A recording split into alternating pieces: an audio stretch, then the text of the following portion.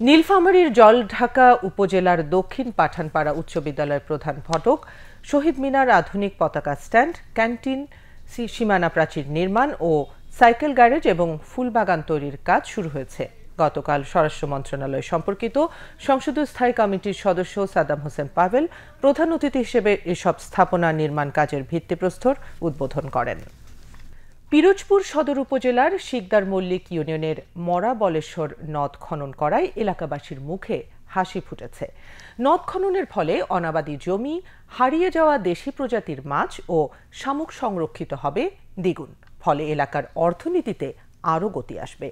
পিরোজপুর জেলা প্রতিনিধি S M পারভেজের পাঠানো তথ্য ছবিতে আরও জানাচ্ছেন তুলনা আফরিন। পিরোজপুর সদর উপজেলার শিকদার মল্লিক ইউনিয়নের মধ্য দিয়ে প্রবাহিত এক সময়ের খরস্রোতা বলেশ্বর নদ কালের বিবর্তনে জলাবদ্ধতা সৃষ্টি হয়ে শুকিয়ে ভরাট হওয়ায় সেই নদ এখন মরা বলেশ্বরে পরিণত হয়েছে। অবশেষে মৎস্য অধিদপ্তর কর্তৃক 2023-24 অর্থবছরে দেশীয় প্রজাতির মাছ, শামুক সংরক্ষণ ও উন্নয়ন প্রকল্পের আওতায় শিকদার মল্লিক ইউনিয়নের নিমার খাড়া খাল ও ইসমাইল গাজী বাড়ি সংলগ্ন মরা বলেশ্বর নদ দুটো পুনর্খনন কাজ শুরু হয়েছে। এখন এই নদী কাটায় আমাদের জমিতে 3 বছরে 3 বার ফসল দেয়। খননের জন্য এই যে দেশীয় মাছ আমাকে এখানে খুব আমদানি হবে, এজন্য আমরা খুব উপকৃত হব। এখন এই ভালো পানি পাইলে বার আমরা আমার গবাদি পশু, মানুষ সব জীবিত খুব ভালোভাবে চলাফেরা করতে পারি। আমরা মৎস্যজীবী, আমাদের এই খাল খননের কারণে আমরা দেশীয় মাছ আসবে, অর্থাৎ আমরা এই মাছ ধরে বিক্রি করতে পারবো। মৎস্য কর্মকর্তা জানায়, মরা বলেশ্বর নদ ও নিমার খাড়া খাল দুটি খননের কাজ যথাসময়ে সম্পন্ন হলে এখানে মাছের অভয়াশ্রম গড়ে তোলা হবে এবং মাছের প্রজনন মৌসুমে বংশবিস্তারে সহায়ক হবে। এছাড়া এই এলাকার সাধারণ মানুষ, কৃষিজীবী, মৎস্যজীবী সহ ইউনিয়নের প্রায় 40,000 মানুষ প্রত্যক্ষ ও পরোক্ষভাবে উপকৃত হবেন। স্থানীয় মাছের চাহিদা পূরণ হবে এবং ব্যাপক আকারে মাছের উৎপাদন বৃদ্ধি হবে। ফলে আমাদের যে দরিদ্র মৎস্যজীবী তারা স্বাবলম্বী হবে এবং লাভবান হবে। এক ফসলি জমি তারা 3 ফসলে রূপান্তর করতে পারবে। গ্রীষ্ম মৌসুমে নদ, নদী ও খালের পানি শুকিয়ে যাওয়ায় সৃষ্টি হতো ডায়রিয়া সহ নানা পানিবাহিত রোগ। কিন্তু খালে এখন সব সময় পানি প্রবাহ অব্যাহত থাকায় পানি শূন্যতা যেমন হবে না, তেমনি সাশ্রয় হবে অন্তত কোটি টাকার অর্থ। এমনটাই আশাবাদ সংশ্লিষ্টদের। তুলনা আফরিন, বাংলাদেশ টেলিভিশন। সিরাজগঞ্জের উল্লাপাড়া উপজেলায় 3 দিনব্যাপী কৃষি মেলা শুরু হয়েছে। আজ সকালে উপজেলা পরিষদ চত্বরে কৃষি সম্প্রসারণ অধিদপ্তরের কন্ডাল জাতীয় ফসল উন্নয়ন প্রকল্পের আওতায় এই মেলার উদ্বোধন করেন স্থানীয় সরকার, পল্লী উন্নয়ন ও সমবায় মন্ত্রণালয় সম্পর্কিত সংসদীয় স্থায়ী কমিটির সভাপতি বীর মুক্তিযোদ্ধা মোহাম্মদ শফিকুল ইসলাম। এ সময় উপজেলা প্রশাসন, কৃষি বিভাগের কর্মকর্তাগণ ছাড়াও রাজনৈতিক নেতৃবৃন্দ উপস্থিত ছিলেন।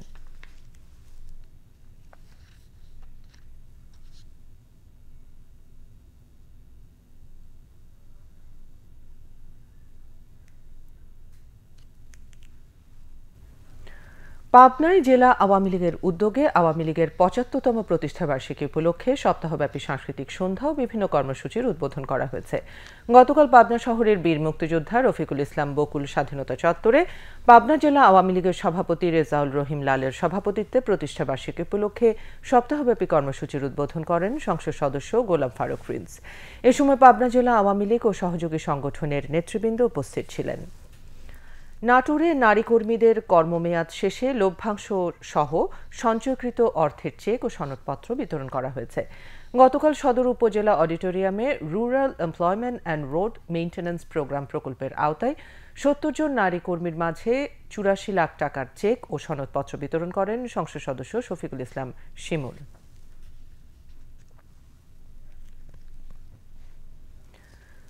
পুলিশ নারী কল্যাণ সমিতি পুনাক সিএমপির উদ্যোগে গোপালগঞ্জ জেলার কোটালীপাড়া উপজেলার কলাবাড়ি ইউনিয়নের প্রত্যন্ত বড়ুয়া গ্রামে অবস্থিত কুমারী রেখা রানী গার্লস হাই স্কুলের প্রতিষ্ঠাতা রেখা রানী ওঝার হাতে 5 লক্ষ টাকার অনুদানের চেক প্রদান করা হয়েছে।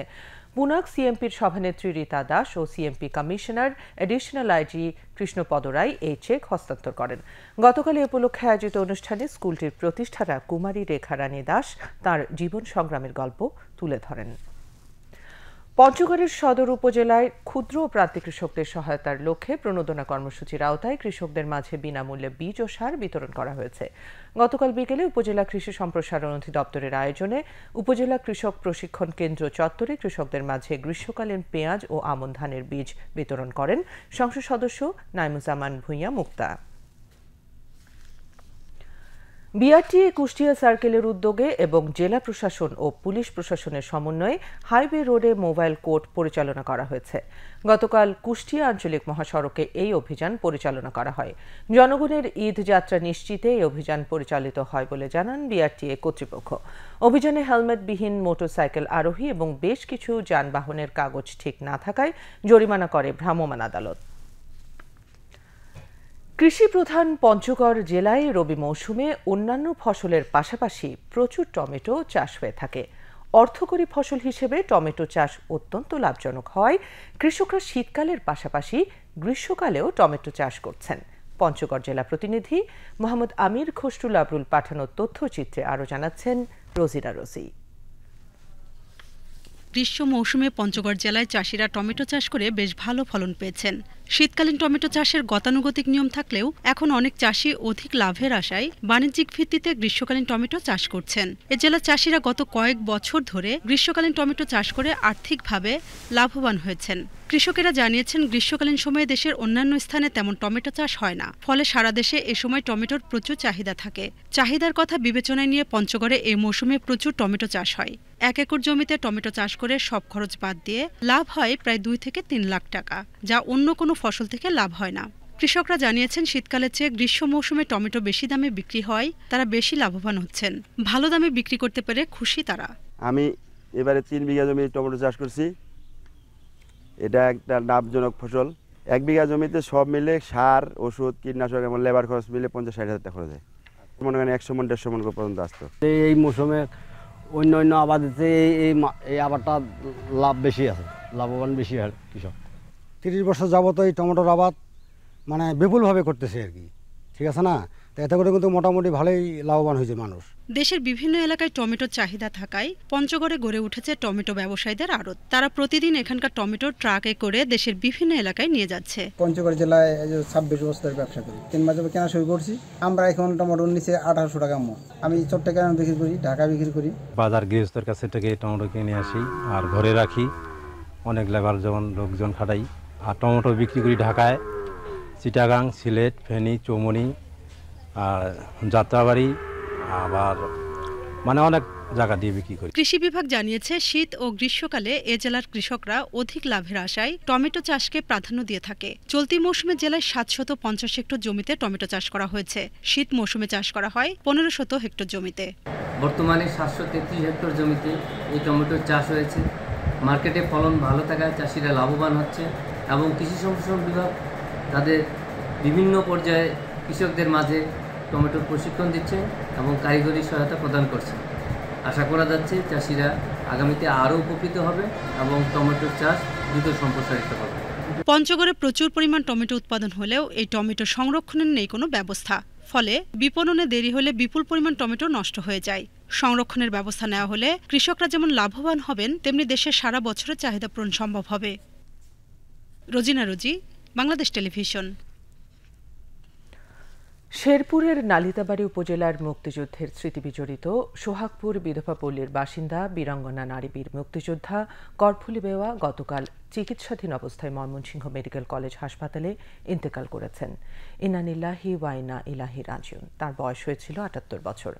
গতকাল সোহাগপুর বিধবাপল্লীর মসজিদ মাঠে জানাজার নামাজ শেষে রাষ্ট্রীয় মর্যাদায় বিধবাপল্লীর কবরস্থানে মরহুমার মরদেহ দাফন করা হয়। তার মৃত্যুতে সংসদ উপনেতা বেগম মতিয়া চৌধুরী গভীর শোক প্রকাশ করেছেন। লক্ষ্মীপুর সদর উপজেলার তেয়ারিগঞ্জ ইউনিয়নের কসবা গ্রামের বীর মুক্তিযোদ্ধা আবুল খায়ের গতকাল সকালে কুমিল্লা সিএমএইচের চিকিৎসাধীন অবস্থায় ইন্তেকাল করেছেন। ইন্না লিল্লাহি ওয়া ইন্না ইলাইহি রাজিউন। তাঁর বয়স হয়েছিল 80 বছর। গতকাল বিকেলে নিজ বাড়ি প্রাঙ্গণে রাষ্ট্রীয় মর্যাদায় গারবোনা প্রদান ও জানাজা নামাজ শেষে পারিবারিক কবরস্থানে মরহুমের মরদেহ দাফন করা হয়। মাদারীপুরের কালকিনি উপজেলার উত্তর কৃষ্ণনগর গ্রামের বীর মুক্তিযোদ্ধা আব্দুল মজিদ ইন্তেকাল করেছেন। ইনানিল্লাহি ওয়া ইন্না ইলাইহি রাজিউন। তার বয়স হয়েছিল ৭০ বছর। মাদারীপুরের কালকিনি উপজেলার কৃষ্ণনগর মাদ্রাসার মাঠে কালকিনি উপজেলা প্রশাসনের পক্ষ থেকে মরহুমের মরদেহে গার্ড অফ অনার প্রদান শেষে রাষ্ট্রীয় মর্যাদায় পারিবারিক কবরস্থানে তাঁর দাফন সম্পন্ন করা হয়। মুন্সিগঞ্জের শ্রীনগর এলাকার বীর মুক্তিযোদ্ধা আনিসুল ইসলাম তালুকদার ইন্তেকাল করেছেন। ইনানিল্লাহি ওয়া ইন্না ইলাইহি রাজিউন। তার বয়স হয়েছিল ৮০ বছর।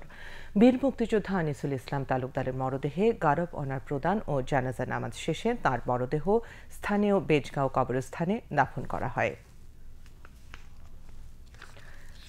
ছাত্রছাত্রীদের সুস্থ সুন্দরভাবে বেড়ে ওঠা ও মননশীল বিকাশের জন্য নিয়মিত খেলাধুলার প্রয়োজন, যা ৫০ বছর আগেই বঙ্গবন্ধুর চিন্তা চেতনায় দেখা যায়। রাজবাড়ী গোয়ালন্দ উপজেলা প্রাথমিক শিক্ষা অফিসের উদ্যোগে আয়োজিত বঙ্গবন্ধু ও বঙ্গমাতা গোল্ড কাপ প্রাথমিক বিদ্যালয় ফুটবল টুর্নামেন্টের পুরস্কার বিতরণী অনুষ্ঠানে প্রধান অতিথির বক্তব্যে তথ্য সম্প্রচার মন্ত্রণালয় সম্পর্কিত স্থায়ী কমিটির সভাপতি কাজী কেরামত আলী কথা বলেন। উপজেলার বিভিন্ন দপ্তরের কর্মকর্তাবৃন্দ ও স্থানীয় আওয়ামী লীগের নেতৃবৃন্দ এ সময় উপস্থিত ছিলেন। বাংলাদেশ ছাত্রলীগের কেন্দ্রীয় নির্বাহী সংসদের সভাপতি সাদ্দাম হোসেন বলেছেন, মুক্তিযুদ্ধের চেতনাকে ধারণ করে বঙ্গবন্ধুর সোনার বাংলা গড়তে যুব সমাজকে এগিয়ে আসতে হবে। তিনি গতকাল রাতে পঞ্চগড় বিপি সরকারি উচ্চ বিদ্যালয় মাঠে ফুটবল টুর্নামেন্টের উদ্বোধনী অনুষ্ঠানে কথা বলেন। এ সময় কেন্দ্রীয় ছাত্রলীগ ও জেলা ছাত্রলীগের নেতাকর্মীরা উপস্থিত ছিলেন। দেশ ও জনপদের খবর শেষ হলো। খোদা হাফেজ।